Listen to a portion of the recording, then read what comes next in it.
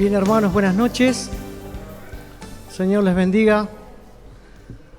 Vamos a considerar algunos versículos, como venimos haciendo todos los miércoles, del Evangelio según San Juan, capítulo 20. San Juan, capítulo 20. Bueno, estuvimos viendo estos miércoles anteriores estos pasajes tan solemnes, importantes, estos pasajes tan caros para nosotros porque vimos la crucifixión del Señor que fue levantado entre cielo y tierra a nuestro favor.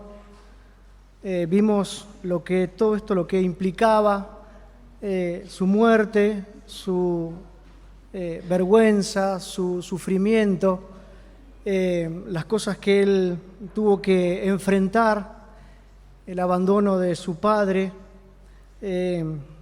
la cruz, el oprobio, la vergüenza. Vimos también que fue sepultado en una tumba, como vimos el miércoles pasado, en una tumba nueva. Dos hombres piadosos tuvieron esta actitud de preparar su cuerpo, de ponerlo en una tumba, de tener esta atención, esta deferencia con el Señor. Y todo lo que vimos se cumplió como la Escritura lo había dicho, y realmente para subrayar cómo la obra del Señor, el plan perfecto del Señor, del Dios el Padre, se fue cumpliendo en Cristo, en el Hijo, y realmente es algo asombroso, maravilloso, ver cómo Dios obra en su palabra y en el plan divino. Vamos a leer lo que nos toca en esta noche, Juan capítulo 20, son 10 versículos, del 1 al 10, y vamos a tratar juntos de sacar algunas consideraciones del texto. Vamos a leer. Dice así la palabra de Dios. El primer día de la semana, María Magdalena fue de mañana, siendo aún oscuro, al sepulcro y vio quitada la piedra del sepulcro. Entonces corrió y fue a Simón Pedro y al otro discípulo, aquel al que amaba Jesús, y le dijo: «Se han llevado del sepulcro al Señor y no sabemos dónde le han puesto». Y salieron Pedro y el otro discípulo y fueron al sepulcro.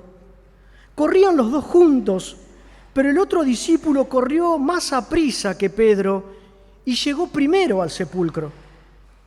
Y bajándose a mirar, vio los lienzos puestos allí, pero no entró.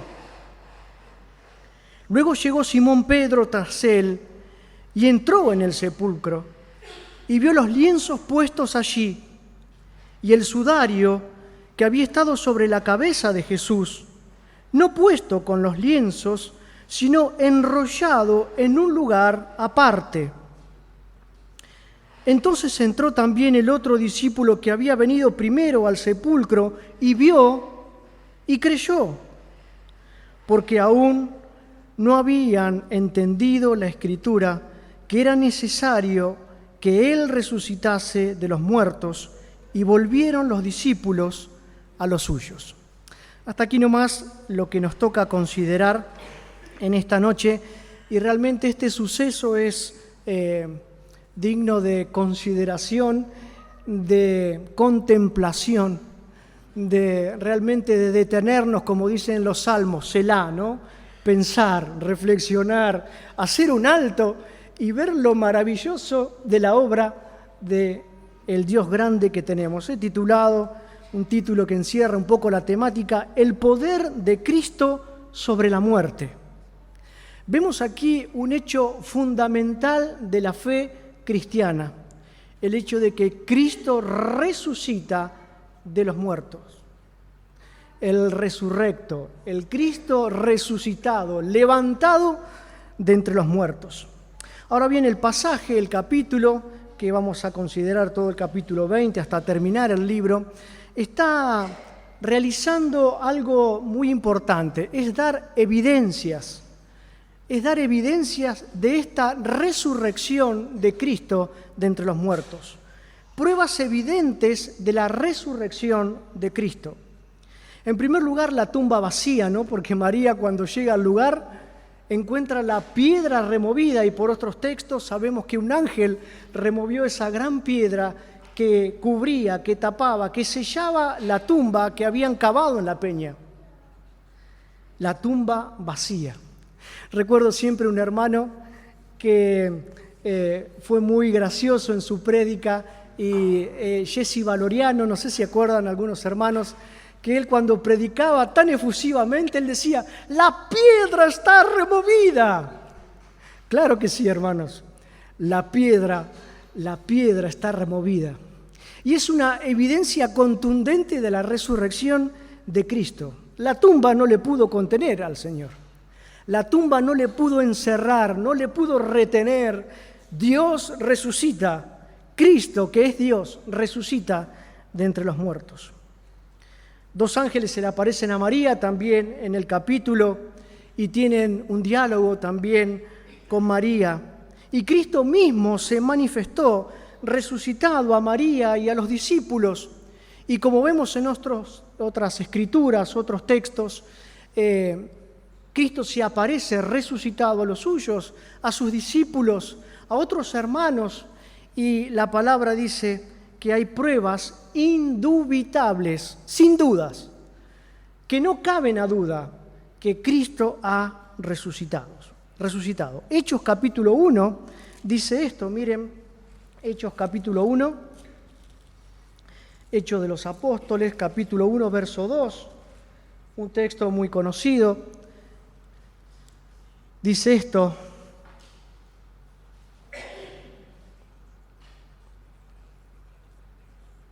dice, a quien también después de haber padecido, se presentó vivo con muchas pruebas indubitables. Verso 3, muchas pruebas indubitables, apareciéndoles durante 40 días y hablándoles, acerca del reino de Dios. El Señor se les apareció, se les manifestó, estando resucitado, y realmente es esto digno de considerar y de meditar.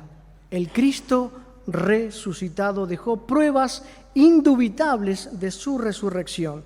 Ahora bien, en esta evidencia tan contundente de la resurrección del Señor Jesús hay testigos, porque para aseverar, para certificar algo que ocurrió debe haber testigos, y el Señor no dejó nada al azar, no lo dejó encerrado o oscuro, dejó pruebas indubitables. Había testigos presenciales del hecho: María, los discípulos, Juan, Pedro, las personas que le vieron. No había duda de que Cristo había resucitado. Había testigos presenciales, testigos oculares y testigos en forma audible. Por eso, Hechos capítulo 4, verso 20, los discípulos decían: no podemos dejar de decir lo que hemos visto y lo que hemos oído. Realmente no podían callar lo que habían visto y lo que habían oído. La resurrección de Cristo fue una evidencia contundente, y había testigos presenciales, oculares, presenciales y en forma audible. Dios no dejó esto al azar, ni oculto, ni a la especulación. Dios dio sus testigos, y estos testigos proclamaban, hablaban de parte de Dios lo que habían visto y lo que habían oído. Ahora bien, el texto comienza a narrar esto que ocurrió. María fue la primera que fue este testigo en ese momento, ¿no? María fue al sepulcro, dice la Escritura, dice el primer día de la semana. María Magdalena fue de mañana, siendo aún oscuro, al sepulcro y vio quitada la piedra. Miren, María tenía un afecto especial, un afecto singular por el Señor. El Señor había hecho grandes cosas en su vida. Miren, el Señor había expulsado 7 demonios de ella. Eso está en Lucas capítulo 8, verso 2. El Señor mismo, con su autoridad, había expulsado los demonios que tenía María Magdalena. También en Lucas capítulo 8, verso 2 y 3, dice que había mujeres que le servían al Señor Jesús y María Magdalena estaba entre ellas.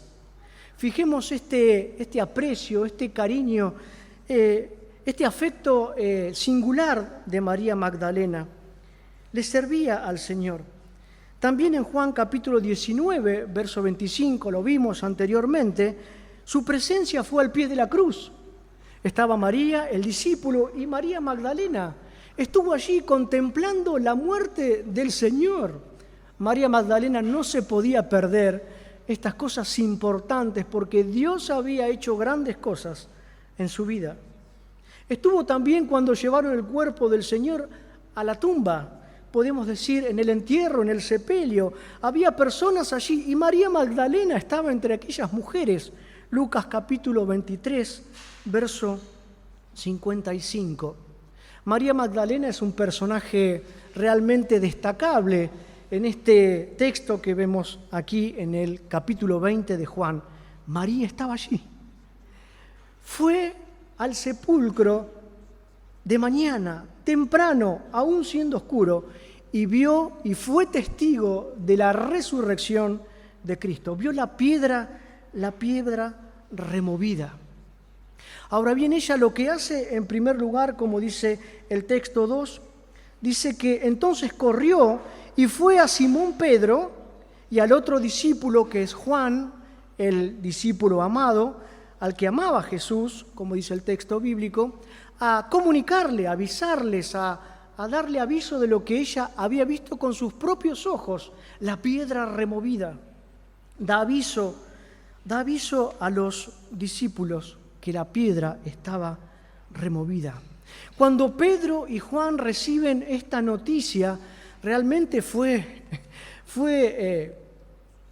una sorpresa terrible. Ellos no entendían, no asimilaban realmente todo lo que había ocurrido. Estaban tristes, estaban aturdidos. El Señor había muerto, lo habían enterrado. Estaban realmente aturdidos. Pero cuando reciben la noticia de María Magdalena, dice que salieron Pedro y el discípulo, verso 3, y fueron al sepulcro. Lo primero que hicieron fueron a certificar lo que María Magdalena estaba diciendo, y dice el verso 4 que empezaron a correr. Yo me hago la composición de aquel momento de Pedro y de Juan, tomando sus vestidos, ciñéndose, abriendo la puerta de su casa y saliendo, corriendo al sepulcro. Me imagino el lugar, las piedras, la colina, el lugar que quizás no estaba cerca, no lo sabemos, pero salieron corriendo a ver, a certificar, a comprobar al sepulcro. Salieron corriendo, dice el texto bíblico, aprisa. Dice, y más aprisa llegó en primer lugar Juan, verso 4, verso 5, y bajándose a mirar, vio los lienzos puestos allí, pero no entró. Es como que Juan llega primero que Pedro. Algunos comentaristas dicen que especulan, ¿no? No lo sabemos. Dice que Juan llegó primero porque era más joven que Pedro. Bueno, es algo extra, porque la Biblia no lo dice por qué llegó primero. Pero bueno, llegó Juan primero y es como que se arrima, se asoma a la puerta de la tumba y ve los lienzos allí en ese lugar. Pero dice la Escritura que no entró. No sabemos por qué. Se quedó en la puerta. Y allí en el verso 6 viene el impetuoso, podremos decir, el lanzado Pedro, ¿no? Y ni bien llega, ¿qué hace? Se sumerge a la tumba, entra a la tumba y también ve los lienzos, verso 6, puestos allí. Y el 7 dice, y el sudario que había estado sobre la cabeza de Jesús, porque se envolvía el cuerpo con lienzos y se hacía una atadura con un sudario en el rostro, pero dice que el sudario estaba envuelto y estaba puesto en otro lugar, ¿no? Estaba puesto en otro lugar. Bueno, lo curioso es que estaba enrollado, estaba acomodado, estaba puesto en un lugar determinado. Y bueno, esto también certificaba de que el cuerpo no había sido robado. ¿Por qué? Porque aquellos que podían haber sustraído el cuerpo, como planteaban los gobernantes de aquel momento, habían robado el cuerpo para, bueno, decir que había resucitado el Señor. Y bueno, se llevaban el cuerpo con todos los lienzos y con todo lo que había, ¿no? Pero no, estaban los lienzos y estaba el sudario envuelto, ordenado, enrollado en un lugar aparte. Esto es notable, porque el Señor tampoco dejó esto librado, ¿no? Lo dejó ordenado, lo dejó en su lugar. Pero dice también que Juan, luego, estando en la puerta, entra y dice algo muy, muy curioso. Dice que vio y creyó. Vio y creyó. Esto me llamó poderosamente la atención, ¿no? Porque este testigo ocular vio los lienzos, vio el sudario y creyó. Creyó en lo que el Señor seguramente le había contado, lo que el Señor había manifestado mucho tiempo antes. Vio y creyó. Miren, cuántas veces nosotros tenemos una resistencia a creer en las cosas que son sobrenaturales y el obrar de Dios. Pero Dios se encarga de certificar y dar evidencia de su obrar y de su proceder. Y Juan vio y creyó. Verso 8. Y el verso 9 dice que aún no habían entendido la Escritura, que era necesario que Él resucitase de los muertos, y volvieron los discípulos a los suyos. Como decía al principio, estaban realmente confundidos, aturdidos, no comprendían realmente la profundidad de lo que el Señor le había dicho. Era como algo muy, muy raro, ¿no? El Señor había resucitado. Y quiero destacar el poder de Dios, el poder de Cristo sobre la muerte. Como siempre decimos, la muerte no le pudo retener, la tumba no le pudo retener. Dios le levantó con poder de entre los muertos para nuestra bendición espiritual. Y yo quería ahora ir redondeando y terminar nuestra consideración viendo algunos conceptos importantes y lo que se desprende de la resurrección de Cristo, de este hecho fundamental, de este hecho base para nuestra fe. En primer lugar, vamos a ver Romanos capítulo 1, verso 4. Miren lo que dice Romanos 1, verso 4. Ahí los chicos me ayudan y ustedes los van a ver también en pantalla. Lo pueden seguir en sus Biblias. Romanos capítulo 1, verso 4 dice que fue declarado Hijo de Dios con poder según el Espíritu de Santidad por la resurrección de entre los muertos. Esta es una evidencia, es una declaración, es una afirmación que Cristo es el Hijo de Dios. Y la resurrección de los muertos es una evidencia contundente de que su título como el Hijo de Dios, como el Mesías, como el enviado, como el Cristo, como el ungido, su resurrección era la evidencia de que venía de parte de Dios.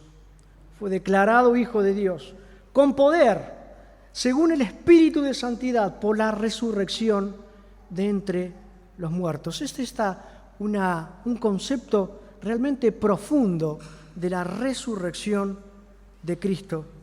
En segundo lugar, tenemos garantía de nuestra resurrección porque Cristo resucitó de entre los muertos. Fíjense en que dice Primera Tesalonicenses,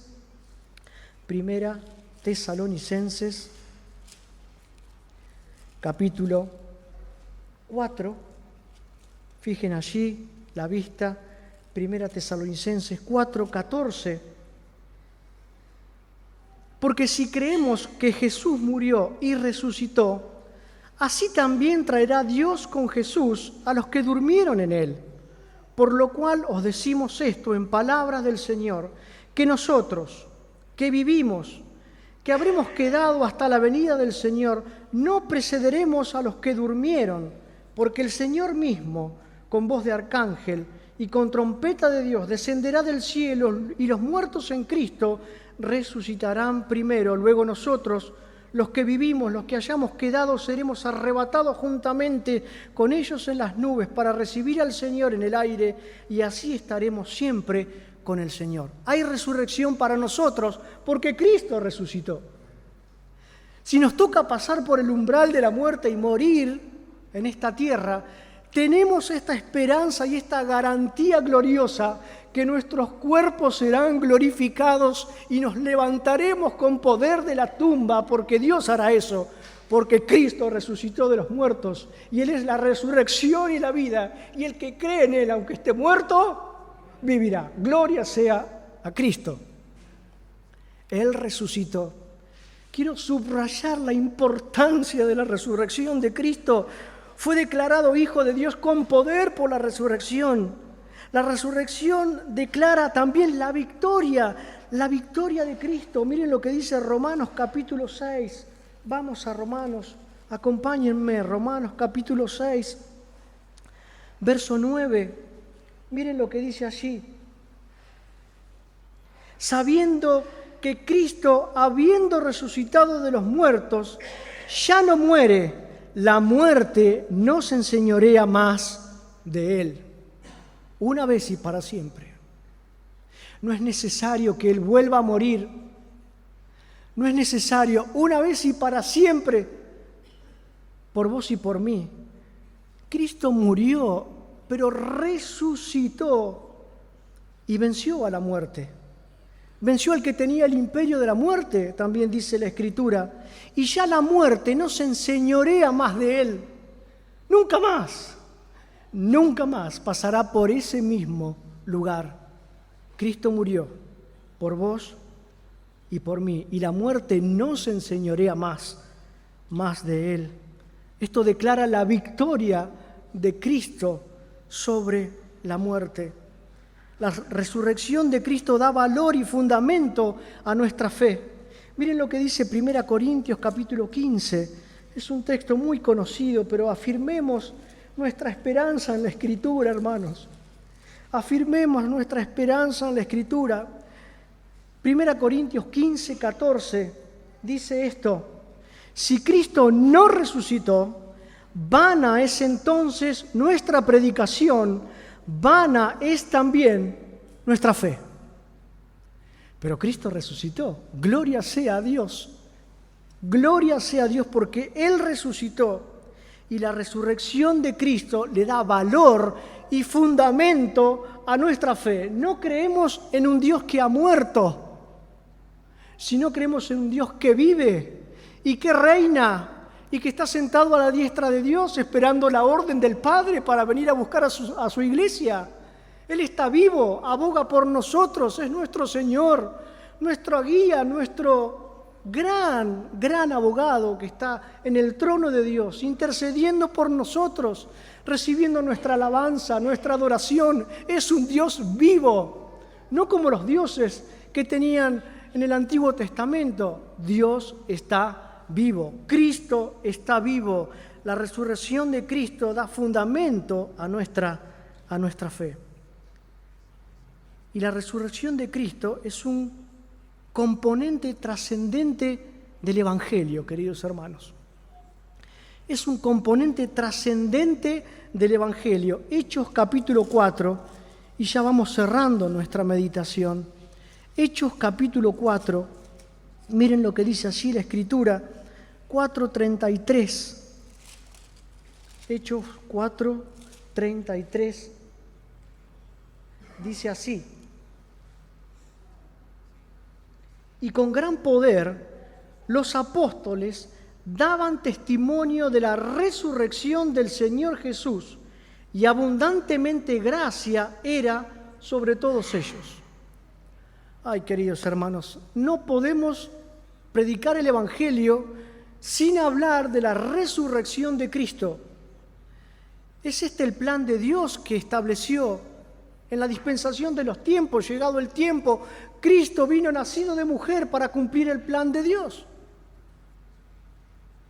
Cristo nació, Cristo murió, Cristo resucitó por nosotros, y es esta la buena noticia que la Iglesia debe comunicar.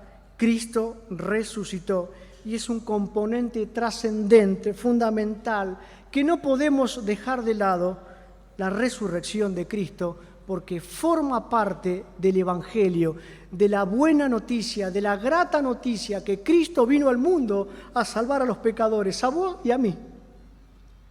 Es esta la buena noticia, es este el Evangelio, porque estábamos perdidos. Nuestros pecados nos llevaban a la condenación eterna, porque la ira de Dios estaba sobre nosotros. Pero Cristo vino a salvar lo que se había perdido, a vos y a mí, muriendo en la cruz del Calvario, sufriendo lo que hemos leído, lo que hemos contemplado, lo que hemos meditado, resucitando al tercer día con poder y gloria para nuestra justicia, para que tengamos vida y vida en abundancia. Y yo quiero terminar con una doxología, con una declaración del apóstol Pedro, aquel que estuvo allí en la tumba y que entró así tan atolondradamente para ver qué pasaba. Y dice así, Primera Pedro 1:3, dice así, ahí lo tienen, chicos, Primera Pedro 1:3, bendito el Dios y Padre de nuestro Señor Jesucristo, que según su grande misericordia nos hizo renacer a una esperanza, ¿cómo, hermanos? Viva, por la resurrección de Jesucristo de los muertos. Ay, queridos hermanos, esta es una verdad inconmovible. Cristo ha resucitado, y como cantamos en el himno, aleluya, aleluya. Que esta corta meditación nos pueda alentar, hermanos, y que el domingo podamos venir con un espíritu y ver al Cristo resucitado, como lo vio Juan, como lo vio Pedro, como lo vieron sus discípulos, como lo vio Juan en el Apocalipsis, ver al Cristo resucitado. Terminamos aquí, pero yo quisiera que cantemos una canción. Dios desde el cielo envió a su Hijo, por mí murió allí en la cruz, y esa tumba que ocupaba, ¿cómo está, hermanos? Vacía. Y hoy prueba que Jesús vive. Gloria sea a Cristo. Lo cantamos de pie y con toda potencia. Dios desde el cielo. Fabri.